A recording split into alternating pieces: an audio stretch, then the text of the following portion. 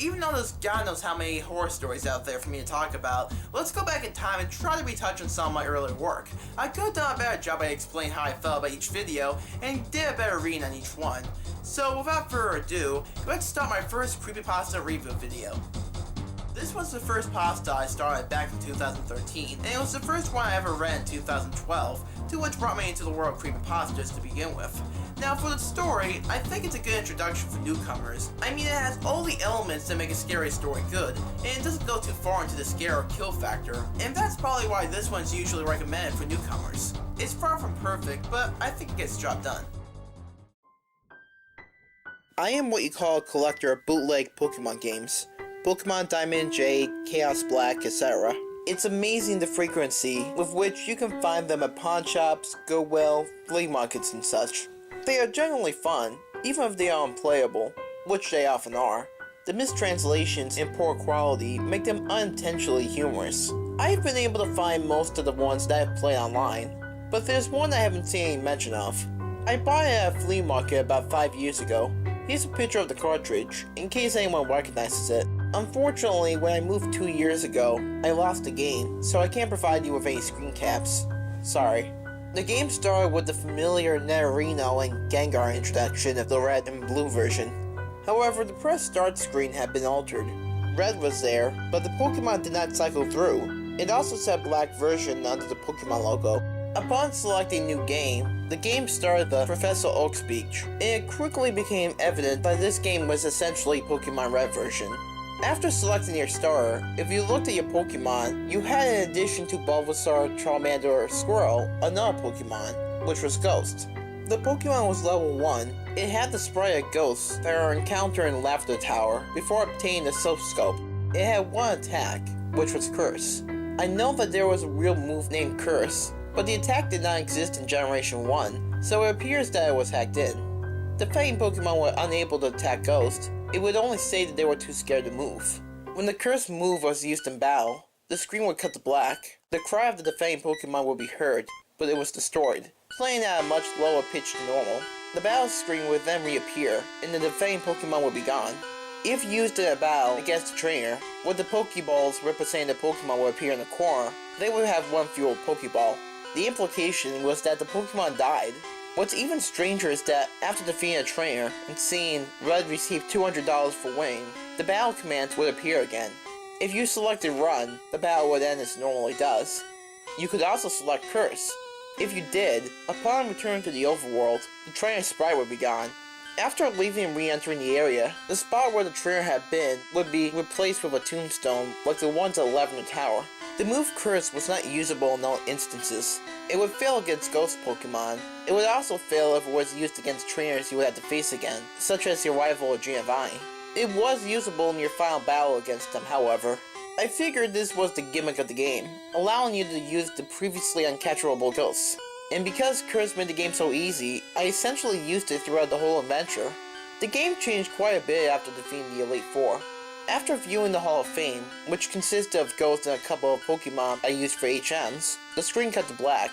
A box appeared with the words, "Many years later."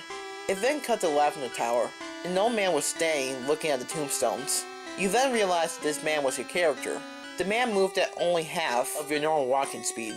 You no longer had any Pokemon with you, not even Ghost, who up to this point had been impossible to remove from your party through depositing in the PC. The overworld was entirely empty. There was no people at all. There were still the tombstones of the trainers that you used Cursed on, however. You can go pretty much anywhere in the overworld at this point, though your movement was limited by the fact that you had no Pokemon to use HMs. And regardless of wherever you went, the music of Lavender Town continued on an infinite loop. After wandering for a while, I found that if you go through Diglett's cave, one of the colorful bushes that normally blocks the path on the other side is no longer there, allowing you to advance and return to Pallet Town. Upon entering your house and going to the exact tile where you start the game, the screen will cut to black. Then a sprite of Caterpie appeared. It was then replaced with a Weedle, and then a Pidgey. I soon realized, as the Pokemon progressed from Rattata to Blastoise, that these were all of the Pokemon that I had used Curse on. After the end of my rival's team, a youngster appeared, and then a Bugcatcher. These were the trainers I had cursed. Throughout the sequence, the Lavender Town music was playing, but it was slowly decreasing in pitch. By the time your rival appeared on screen, it was little more than demonic rubble. Another cut to black. A few moments later, the screen suddenly appeared. Your trainer sprite was now that of an old man. The same one as the one who teaches you how to catch Pokemon in Viridian City. Ghost appeared on the other side, along with the words, "Ghost wants to fight." You can't use items, and you had no Pokemon. If you tried to run, you couldn't escape. The only option was to fight. Using fight would immediately cause you to use struggle, which didn't affect Ghost, but did chip off a bit of your own HP. When it was Ghost's turn to attack, it wouldn't say anything. Eventually, when your HP would reach a critical point, Ghost would finally use Curse. The screen cut to black for a final time. Regardless of what buttons you pressed, you were permanently stuck in this black screen. At this point, the only thing you could do was turn the Game Boy off. When you play again, New Game was the only option. The game had erased the file. I played through this hack game many times, and each time the game ended with a sequence. Several times I didn't use Ghost at all, though he was impossible to remove from the party. In these cases, it did not show any Pokemon or trainers, and simply because of the climactic battle with Ghost. I'm not sure what the motives were behind the creator of this hack. It wasn't widely distributed, so it was presumably not for monetary gain. It was very well done for a bootleg. It seems that he was trying to convey a message, though it seems that I am the sole receiver of this message. I am not entirely sure what it was. The inevitability of death? The pointlessness of it? Perhaps he was simply trying to morbidly inject death and darkness into a children's game. Regardless, this children's game has made me think, and it has made me cry.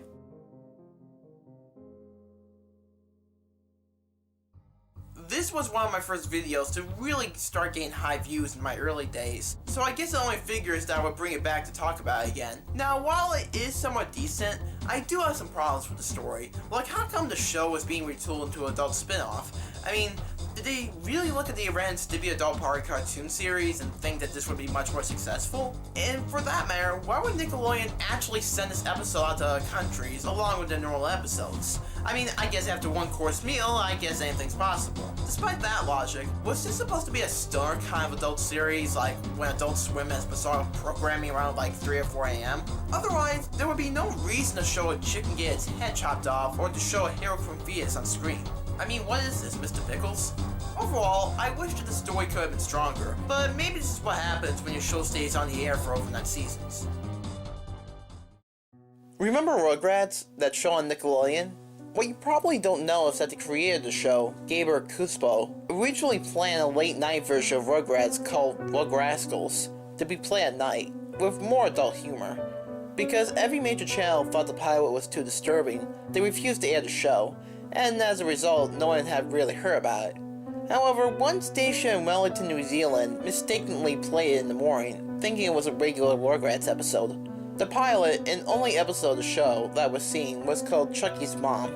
The intro played like normal, but at the end, when Tommy shoots the milk at the screen, the sound effect is much louder, and the milk simply stays there for about 10 seconds. Then the name of the episode appears. The episode played out like normal, with the babies playing in the playpen. They are all talking about the moms, when Chuckie has a flashback. It had Chuckie in the hospital, standing next to his mother in bed, who was dying from an unknown illness. She was singing "You Are My Sunshine, My Only Sunshine" to Chuckie in a very weak voice, as if she was about to die. But when she started singing the second verse, the song started playing in reverse. A shot of Chuckie appeared with him looking at a chicken whose head had just been cut off, to show the audience the severity of the situation. It suddenly changed back to his mother painting Chuckie's hair. The scene zooms in slowly to her hand as it slowly drops down to the bedside. Chuckie starts whimpering quietly, as his mother says with an almost silent voice, "Don't worry, Chuckie. It's time for me to move on." A flurry of random live-action clips were shown, said to represent death. One showing the decapitated chicken from earlier, running around with blood gushing from its neck. Another was a man being mutilated. Then a real-life child that looks like Chuckie is shown laughing with an inaudible sound and looking like he was on top of the world. Then frame by frame depicting his child's stomach being cut open and his guts ripped out. You could see and hear the immense pain the child was feeling. The screaming. The horror behind screaming. A shot of Chuckie's mom appears again, this time her eyes closed. The heart monitor flatlined. His father was saying, "Don't you remember where it all started?" The episode then cuts to live-action footage of childbirth sonograms. About after 1 minute of these sonograms, you hear Chuckie's father saying, "I am so sorry." He then starts crying and crying for 3 minutes straight, with no stop as the camera slowly pans out. At this time, you see Chuckie coming out of the flashback, having a seizure. Tommy feeling a little crying, and an ambulance worker calms him down, saying, Chuckie, Chuckie, can you hear me? in a stern voice. Eventually, after coughing up blood and vomiting, Chuckie comes to his senses. We then see a point of view shot of Chuckie, seeing Tommy, Phil, Lil, and the ambulance worker. His face has a confused look on it, and he asks Tommy what happened. Tommy starts talking in his mother's weak voice, and Chuckie starts going to a seizure again. The screen cuts to black. Next you see the ambulance worker talking to Chuckie's dad. The man tells Chuckie he has the same illness as his mother did, and has roughly 1 year to live. You see the flashback come back of Chuckie's dad crying and crying as the screen fades to black again. After this, the regular credits played. Then suddenly, it started the 15-minute show all over again. Surprisingly, although the episode was watched by many children, only one adult who was watching it hadn't spoken about it until now. It was unfortunate to find that the children's suicide rates went through the roof in New Zealand that year.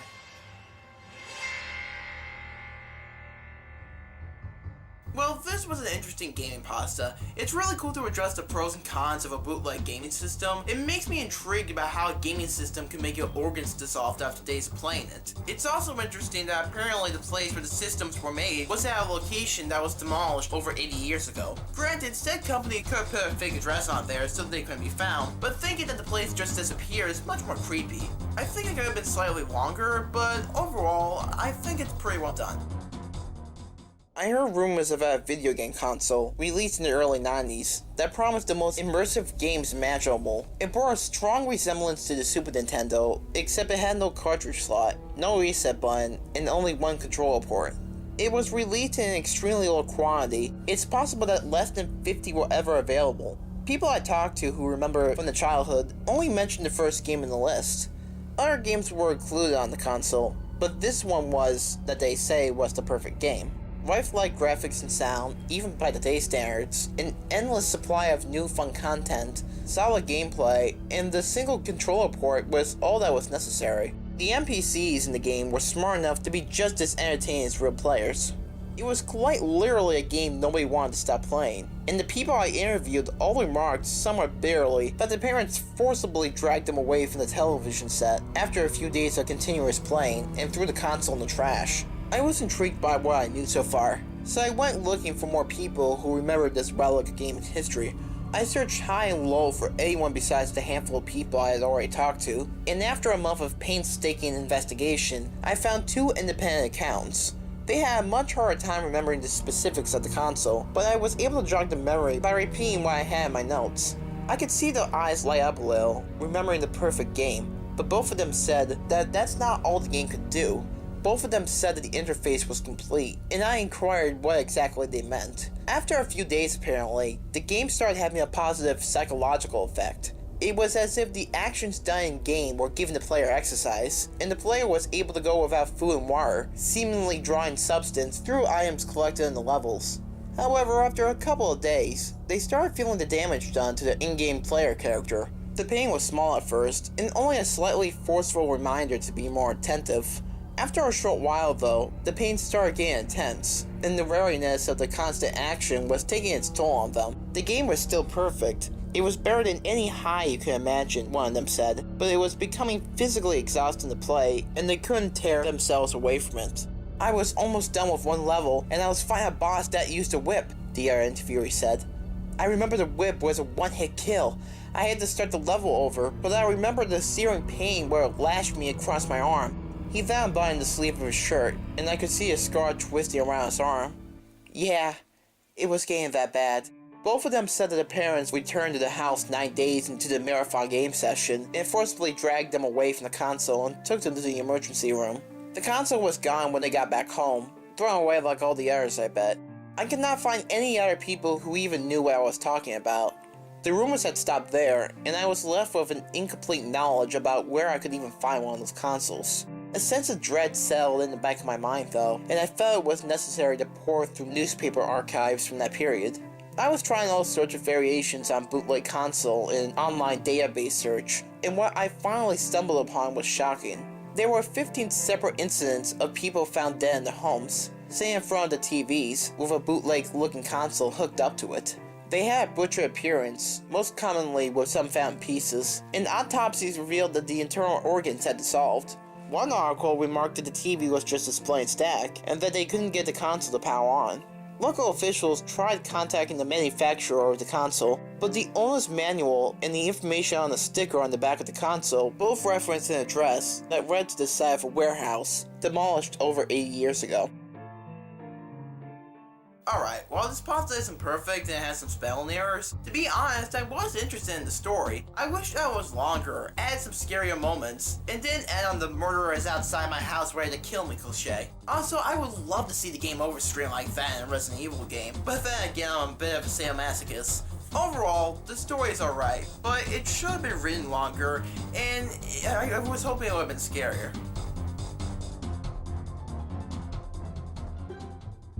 I am a huge fan of Resident Evil, and I wanted to re-buy Resident Evil Remake because my last CD got scratched heavily and broke due to my carelessness, and I didn't want to spend a whole lot of money, so I went to a local swap meet, and I was looking for Remake cheap. Well, I did find what I wanted, but the CD looked ugly as hell. The front picture and logo was torn up, the R was missing, and the D was half missing. I am a very picky person, and I love my CDs clean and looking brand spanking new. So I thought to myself to buy the CD. Well, it's cheap. It's only $17 here, and the ones at GameStop cost $25.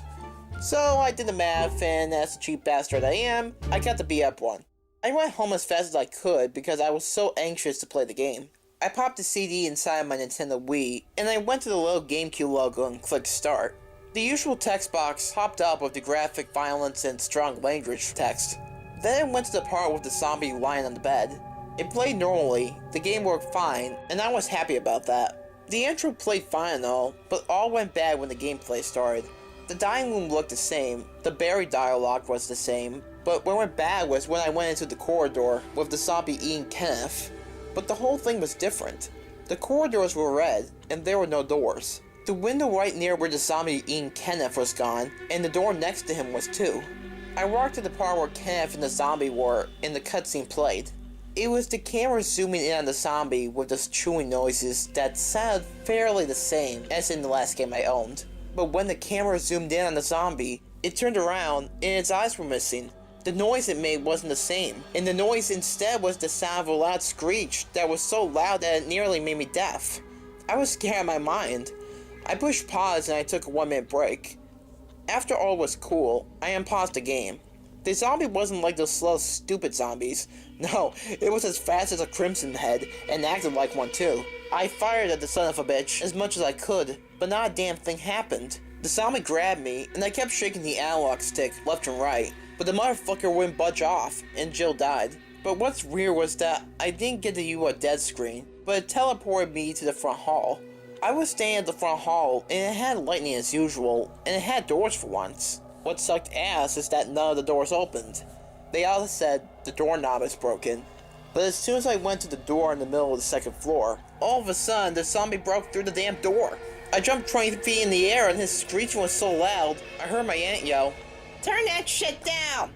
I lowered the volume as low as I could, and the zombie kept hitting Jill. I kept fighting back, but I found that the zombie was immoral and that he couldn't die, no matter what I did.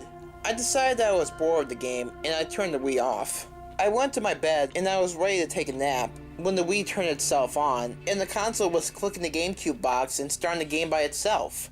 I was in shock. I literally could not move, and the Wii fucking started the game by itself. I held the power button for a couple of seconds like you're supposed to, but it wouldn't turn off. I looked at the TV. It was the area I left off at, the front hall of the mansion. I decided to give the game another shot, and I picked up the GameCube controller, and I started to play again. I kept roaming the room for about 10 minutes straight, and jack shit happened. I was getting tired and bored, and I was like, fuck this. But then I heard a voice coming from the game.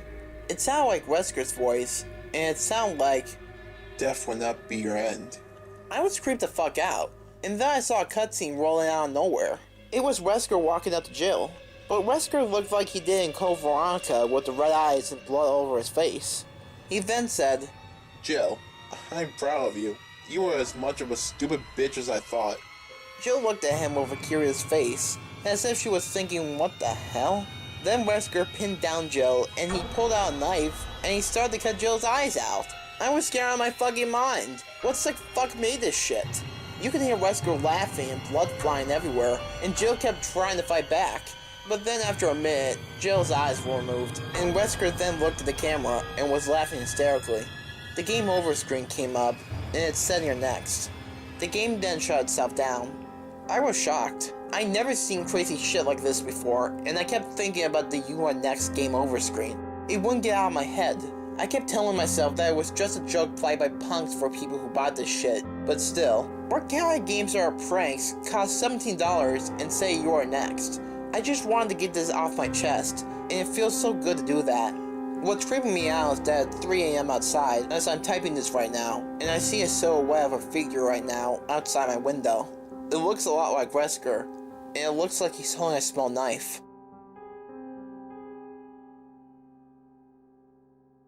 Well, I still think this is a well-written story. Although there were the typical pasta cliches, I still think it got the job done for the scare factor, and given that it was done on a children-friendly show like Author, it makes it even more chilling to the bone. I love the details taken from the show and how it was incorporated into this pasta, because it just makes it all, to an extent, more realistic. I wish that this was real, because if I had the tape in my hands, I would probably transfer it to YouTube post-haste. I mean, I uploaded a Teacher's Pet episode onto YouTube once, you know, given how great the show was, before Disney decided to be a bunch of copyright Nazis to me. You know, even give us a DVD release, or put it on iTunes or something, or else bootleg copies will always make their marks on the internet one way or another. I'm sorry, I've had that one built up for a long time. It's complicated. I have my own side stuff going on. Anyway, this pasta is great, so go read it, and while you do that, I'm gonna make a call to Disney about those 3 episodes I can't find.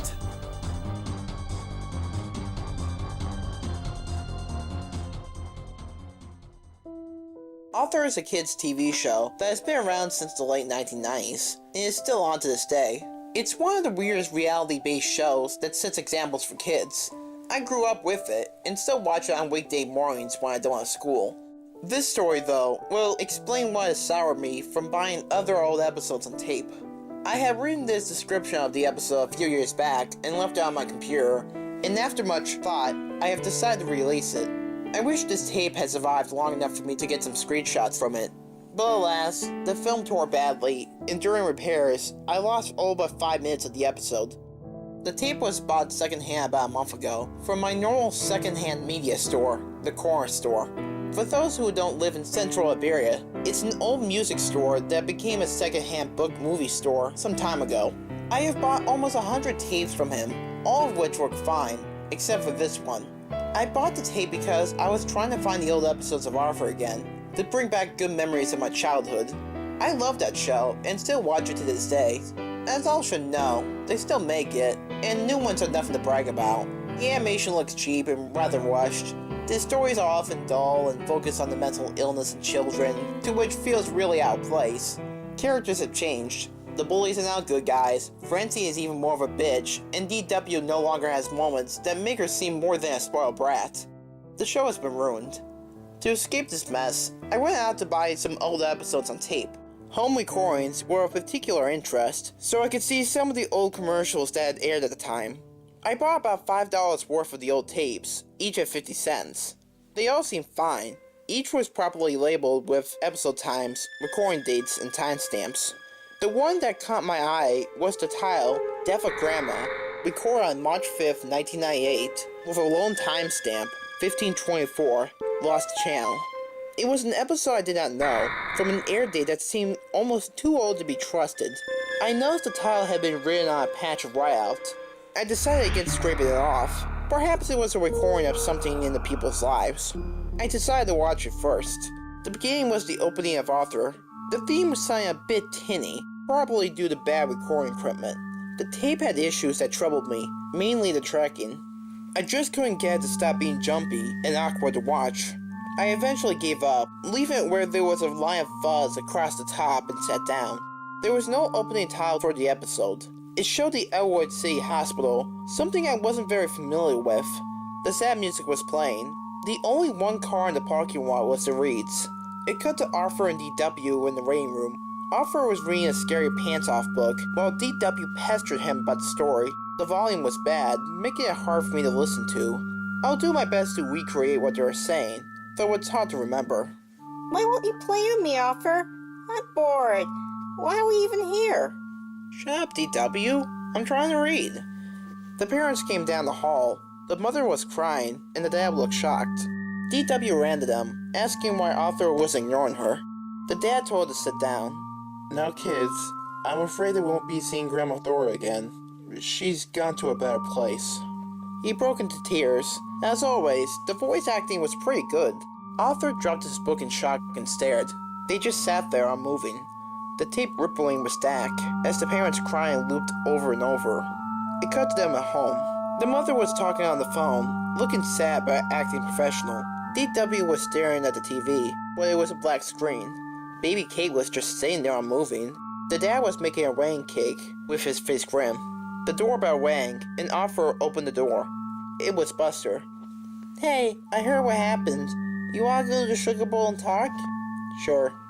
The shot of the Sugar Bowl appeared, but there was no music, only wind blowing.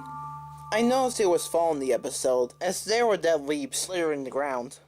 Arthur and Buster were just sitting there, not talking, or moving. It reminded me of the still frames that sometimes appear in the old TMNT show. Buster spoke, but his mouth was not moving with the words at all. We should do something fun to cheer ourselves up. Arthur just stared at him, eyes blank. It jumped suddenly to the funeral. Everyone was in black. There was no music, only crying. The casket was pure white, draped in flowers. It showed Arthur, his face wet with tears, before the imagination sound cue came in. The casket opened, and it wasn't Grandma Thora, but instead his mom. Her face was heavily wrinkled, like in the episode where DW got lost in the mall and was thinking about what life would be without her. Her teeth were showing, and the color was off, being more of a yellow than the normal white. Her eyes suddenly opened, but they were not human, but rather black bun eyes like on Arthur's stuffed bear Stanley. He screamed and everyone vanished, leaving him alone in the church. The walls fell in, exposing a red and black street sky. DW's laughter could be heard, high and rapid. There was a loud bang and the images stopped. Arthur was just sitting there with his face pale. His mother was whispering something to the dad. DW was crying. They were walking in a single file line to the coffin. As Arthur got closer, you could hear the buzzing of flies. He swallowed and wiped his eyes. The coffin lid was open. He looked in, and there was a shot of his face. He was enraged. There was a flash of white, and the sound was gone for a moment. Suddenly, they were in the car again. The episode ended. As for the commercials, they weren't anything amazing, just some ads from Chick-fil-A and KSPS. The next part did have a title, which was Recovery. It was written on a plain white background. I could hear DW screaming, like when Arthur punched her, before the episode started up. The family was at home. It seemed like a continuation of the previous part. DW was in her room, solemnly playing with her dolls. The parents were reminiscing of her pictures, and Arthur was in his room. When Pal came in and started barking at him, wanting to play, Arthur got up and kicked the dog. He kept kicking him, and the soundtrack was now consisting of Pal's yelps, before slamming his door shut. Kate started crying, and Arthur gritted his teeth as the scene faded out. The next scene showed that it was nighttime, as Arthur crept out of his room, with his backpack on his shoulder. He walked past Pal, who whined and drew away, before grabbing his coat and sneaking out. He ran for a full 3 minutes, the streets all in shadow. There was music, very soft, normal, happy music that we all knew from the show. That ended though when he ran to the graveyard. He stopped at his grandma's grave, staring at it. There was an owl hooting sound, and he started digging, crying out in pain as he did. His bare hands were soon slicked in dark red blood, and he stopped, finding the coffin. He was crying now. The coffin opened, and Arthur was inside of it. His eyes were closed, and his glasses were shattered. His family gathered around, staring down and crying. Kate was screaming, and for whatever reason, DW threw Pal into the open grave. Although his body was unmoving, there was a still of him running. The screen went black, and there was a low sound that rose to a high chatter. It was the Tibble twins laughing. The grave started to spin in empty space, opening and sucking the world into it. I could hear DW yelling, "Kate did it," over and over again, mixed with Pal's cries of pain. Stanley appeared, spiraling down through the blackness. His head tore off, and the cartoony organs from the episode where Arthur cut his knee started trailing from the body. There was a series of loud thuds, and it showed Arthur again, sitting there in the sugar bowl. Buster was unmoving on the floor beside the booth. His eyes were missing. The red socket started to stream blood, and Arthur screamed in rage. There were a few white flashes, and it showed him in prison, wearing the black and white clothing the show had always used. His face covered in the scars they'd shown the bad guys sometimes. His last words were louder than the other speech clips. "I killed them all. I beat out Kate's brains and stabbed DW. I killed my dog. My parents ate poison. But I didn't do it. She did. Thora did. She made me kill them." It went to the credits, and it was the normal cheery music that we all knew from the show. Stunned, I went to rewind the tape to see if what I just saw was real or if it was just a dream. When I tried to rewind the video, the tape seized up, so I took the tape and opened it up. The film had split an inch from one reel all the way down to a few inches from the other one. Either I had just witnessed one of the worst things ever to be associated with a children's cartoon, or I'm just off my nut. I will never know. I remember it pretty well though, suggesting that it was real. If this was made by some sick fuck as a joke, I'd give them a thumbs up on making something that seemed so real, like as if it was actually part of the series. After all, the video had never cut out like it's on tape, unless it had on what had originally been recorded. But now that I think about it, since the show always covers very real topics, could this have been a real episode that only aired once? It did one on DW's bird dying, but never one on abuse or anything.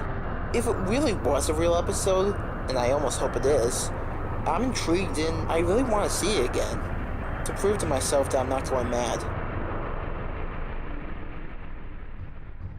While the story is passable, there's no reason for it to actually exist. I mean, it's not really that chilling. There's no explanation to why Leela and Bender are so cold to Fry, and I just don't get why Matt Groening would want to make another mysterious episode to one of his shows after the disaster of Dead Bart. Had this possibly been longer and had there been much more of an understanding to the episode, it might have been much better of a story to enjoy. Until recently, it was thought that Matt Groening had completely recovered from whatever was making him act so strangely during the Dead Bart incident, and that it had affected his normal life afterward. Recent claims from the employee found the Dead Bart video, however, indicate that Matt Groening went through another similar incident 10 years ago. It was the summer of 1999, and Futurama had recently premiered.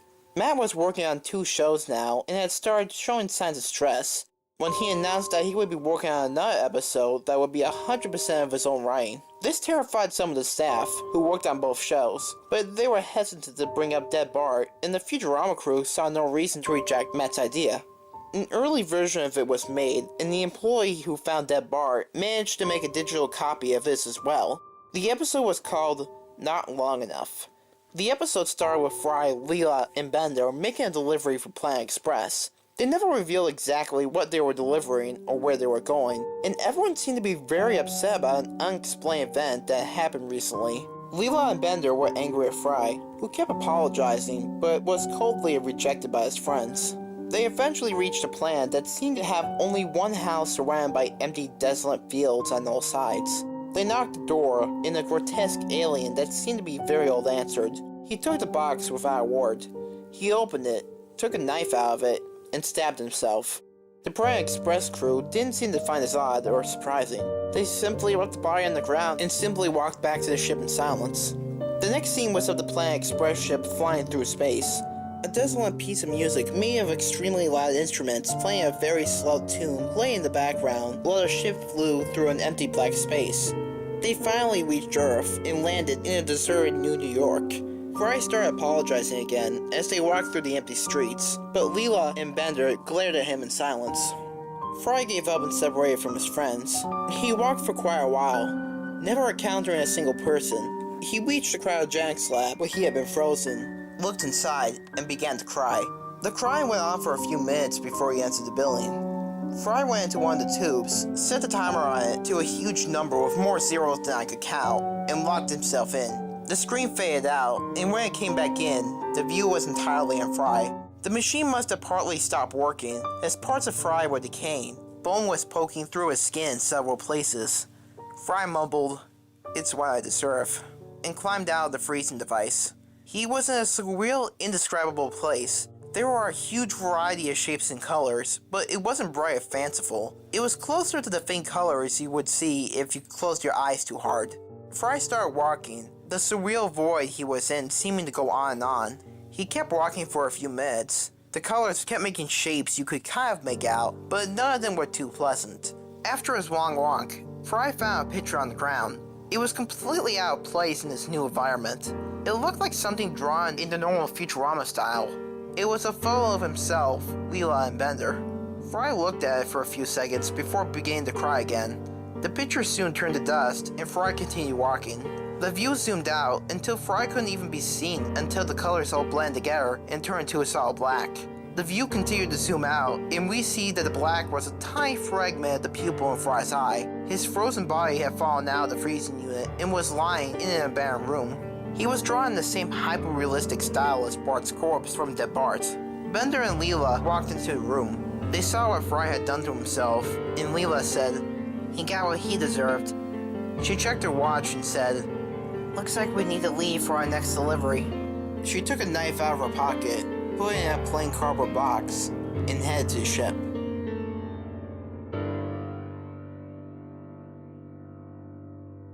So that was my first Creepypasta reboot video. I hope you enjoyed it, and I can't wait to do much more of these in the future. So, I'm not sure which Creepypasta I'm doing next time. Oh. That's not Creepypasta.